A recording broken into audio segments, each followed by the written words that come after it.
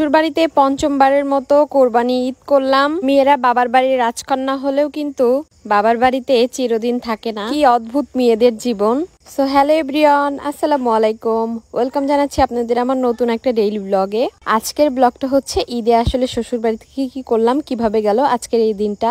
তো সকালে একটু সেমাই টেমাই খাওয়া হলো, মানে আমরা এখনো খাইনি।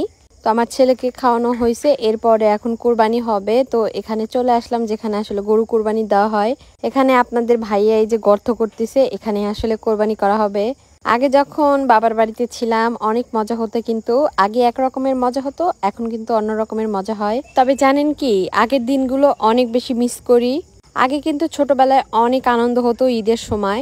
যত দিন যাচ্ছে ততই তো ঈদের আনন্দ কেমন যেন কমে আসতেছে। তো এই যে দেখেন কোরবানি করা হবে যে গরুটাকে দিয়ে, তো গরুটা দেখেন কত লাফালাফি করতেছে। পশুরাও কিন্তু আসলে বোঝে, তবে তারা কিন্তু প্রকাশ করতে পারে না। তবে এই গরুটা অনেক বেশি কান্নাকাটি করছে সকাল থেকে। পশুদের অবস্থা ঠিক আমাদের মেয়েদের মতো, তারা অনেক কিছু চোখ মুখ বন্ধ করে সহ্য করে যায়। তো যাই হোক, আল্লাহর নামে কোরবানি করা হলো।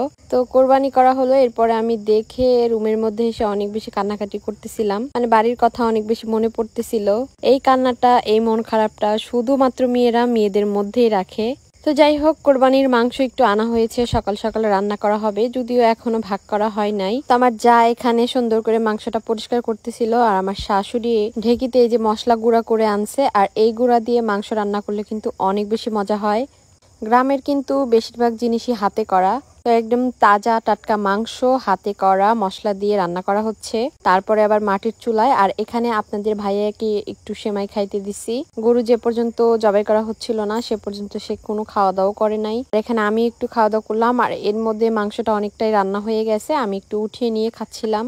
আর এখানে আস্তে আস্তে সব মাংস চলে আসতেছে, যেহেতু প্রায় 12টা বেজে যাচ্ছিল, তখন কিন্তু মাংসটা অনেকটাই হয়ে গেছে। তো এই যে দেখেন ভুঁড়ি মোবারক। তো আমার শাশুড়ি ভুঁড়িগুলো আস্তে আস্তে পরিষ্কার করতেছিল। আমি ভুঁড়ি টুড়ি পরিষ্কার করতে পারি না আসলে। তো এই যে টুকটুক করে সব মাংস আনা হচ্ছিল, আর আমি একটু বসে বসে ভিডিও নিচ্ছিলাম। মানে আমার কাজ শুধু শুয়ে বসে খাওয়া, আর কোনো কাজ পারি না, একদম অকর্মার ঢেকি। তো যাই হোক, সবাই কাজ করতেছিল, আমি বসে বসে দেখেন ভিডিও নিচ্ছিলাম। আসলে এখন শ্বশুর শাশুড়ি বেঁচে আছে, তার জন্য তারাই কিন্তু সব দায়িত্ব পালন করে। শ্বশুর শাশুড়ি বেঁচে আছে, এর জন্যই কিন্তু শ্বশুর বাড়ি এত সুন্দর। তো যাই হোক, এখানে হচ্ছে মাংস রান্না হচ্ছিল আবারও। যেহেতু গ্রামের বাড়ি, অনেক মানুষজন, বারবার রান্না করতে হচ্ছে।